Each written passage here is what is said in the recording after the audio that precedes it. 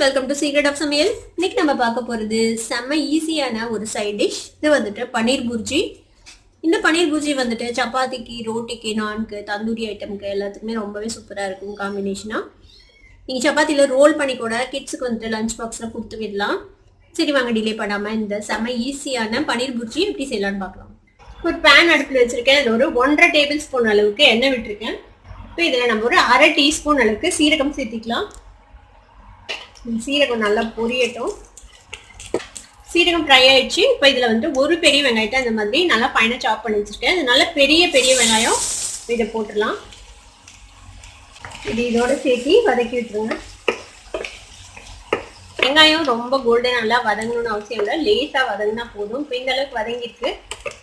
இப்போ நம்ம இதில் ஒரு 1/2 டீஸ்பூன் அளவுக்கு இஞ்சி பூண்டு விழுது சேர்த்துக்கலாம். இந்த இஞ்சி பூண்டு விழுதையும் இதோட சேர்த்து நல்லா வதக்கி விட்டுருங்க. இப்போ இஞ்சி பூண்டு பேஸ்ட்டும் ஓரளவுக்கு வதங்கிடுச்சு. இப்போ நம்ம தேவையான மசாலா பொடியெல்லாம் சேர்த்துக்கலாம். இதில் ஒரு 1/4 டீஸ்பூன் மஞ்சள் பொடி சேர்த்துக்கோங்க. மிளகாத்தூள் ஒரு 1/2 டீஸ்பூன் சேர்த்துக்கலாம். மிளகாத்தூள் உங்கள் காரத்துக்கு தகுந்த அளவுக்கு சேர்த்துக்கலாம். நீங்கள் தேவைப்பட்டால் பச்சை மிளகாய் கூட வெங்காயத்தோடு சேர்த்து வதக்கி சேர்த்துலாம், அதுவும் நல்லாயிருக்கும். 1 டீஸ்பூன் அளவுக்கு மல்லித்தூள் சேர்த்துக்கலாம். சீரகத்தூள் ஒரு 1/2 டீஸ்பூன் சேர்த்துக்கலாம். இதையும் இந்த எண்ணெயில் லேசாக வதக்கி விடுங்க. இப்போ ஃப்ளேம் வந்துட்டு ரொம்ப ஹையில் வைக்க வேணாம், கொஞ்சம் கம்மி பண்ணி வச்சுடுங்க. இப்போனா பேர்ன் ஆகாமல் இருக்கும் இந்த மசாலாஸ்லாம். சும்மா ஒரு 30 செகண்ட்ஸ் மட்டும் இந்த மசாலாவை இந்த எண்ணெயில் வதக்கிட்டு ஒரு தக்காளி இந்த மாதிரி நான் நறுக்கி வச்சுக்கிறேன் ஃபைனா. இது நல்ல பெரிய தக்காளி, இந்த தக்காளியை சேர்த்திடலாம். கூடவே ஒரு 1/2 குடமிளகாய் இந்த மாதிரி ஃபைனாக சாப் பண்ணி வச்சுக்கிறேன், அதையும் சேர்த்திடலாம். குடமிளகாய் வந்துட்டு ஆப்ஷனல் தான், உங்ககிட்ட இருந்தால் சேர்த்துங்க, இல்லைன்னா பரவாயில்ல. இப்போ இந்த தக்காளி, குடமிளகாய் இதையும் சேர்த்து இதோட நல்லா வதக்கி விட்டுலாம். இப்போ இந்த டிஷ்ஷுக்கு தேவையான அளவுக்கு நம்ம உப்பு சேர்த்திக்கலாம். தக்காளியும் நல்லா மேஷாக குக் ஆகிடும் உப்பு சேர்த்துனோம்னா, அதனால இப்போ தேவையான அளவுக்கு சேர்த்திக்கலாம். உப்போட சேர்த்து வதக்கி விடுங்க. இப்போ இதை மூடி போட்டு நம்ம லோ ஃப்ளேமில் ஒரு 2-3 நிமிஷம் நம்ம இதை குக் பண்ணலாம். இது இப்படியே வேகட்டும். இந்த தக்காளி வந்துட்டு சாஃப்ட் ஆகணும், அது வரைக்கும் நம்ம இதை வதக்கிக்கலாம். ஒரு 3 நிமிஷம் ஆச்சு. நம்ம தக்காளி எல்லாம் போட்டு வச்சு ஓப்பன் பண்ணி பார்க்கலாம். பாருங்க, தக்காளி ஓரளவுக்கு மேஷ் ஆகி குக் ஆகிருக்குது. இப்போ இந்த மசாலா, இந்த இஞ்சி பூண்டு விழுது எல்லாம் பச்சை வாசனை போயிருக்கும். இப்போ என்ன செய்யலைன்னா கொஞ்சமாக தண்ணி விட்டுக்கலாம். நம்ம சும்மா கொஞ்சமாக விட்டிங்கன்னா போதும், ஒரு 1/4 கப் அளவுக்கு தண்ணி.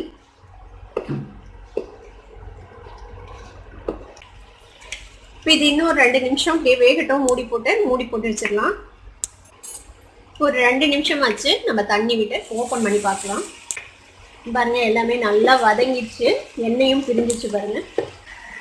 இப்போ என்ன செய்யலாம்னா, நான் ஒரு 100 கிராம் அளவுக்கு பன்னீர் எடுத்து வச்சிருக்கேன். கையிலேயே இந்த மாதிரி ஸ்கிராம்பிள் பண்ணி வச்சுருக்கேன். இந்த மாதிரி நீங்கள் கையிலேயே உடச்சி விடலாம், இல்லைன்னா கேரட் துருவியில் போட்டு துருவி யூஸ் பண்ணலாம். உங்களுக்கு எந்த மாதிரி வேணுமோ அந்த மாதிரி போட்டுக்கோங்க.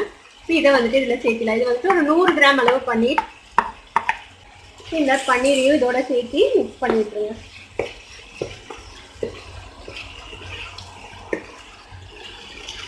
பன்னீர் சேர்த்துனதுக்கப்புறம் ரொம்ப நேரம் வேக வைக்கணும்னு அவசியம் இல்லை. ஜஸ்ட் எல்லாம் ஒன்றா சேர்றதுக்காக ஒரு 2 நிமிஷம் மட்டும் நம்ம மூடி வைக்கலாம் லோ ஃப்ளேமில். ஒரு 2 நிமிஷம் ஆச்சு. ஓப்பன் பண்ணி பார்க்கலாம். பாருங்க, பன்னீரும் நல்லா எல்லாத்தோடையும் ஒன்றா சேர்ந்துருச்சு. இப்போ இதில் ஒரு 2 சிட்டிகை அளவுக்கு கரம் மசாலா பொடி சேர்த்துக்கலாம். கூடவே கொஞ்சமாக கொத்தமல்லி தழை போட்டுருங்க. இது எல்லாத்தையும் மிக்ஸ் பண்ணி விட்டுலாம். அவ்வளோதான், நம்மளோட பன்னீர் புர்ஜி ரெடி ஆயிடுச்சு. இப்போ அவ்வளோதான், நம்ம அடுப்பு ஆஃப் பண்ணிடலாம். நம்மளோட சிம்பிளான பன்னீர் புர்ஜி இப்போ ரெடி ஆயிடுச்சு. இப்போ நம்ம ரெடி பண்ண இந்த பன்னீர் புர்ஜியை நம்ம ஒரு சர்விங் பிளேட்டில் மாற்றிடலாம். இது வந்துட்டு சப்பாத்திக்கு, ரோட்டிக்கு, நானுக்கு அதுக்கு எல்லாமே செம்ம காம்பினேஷனாக இருக்கும்.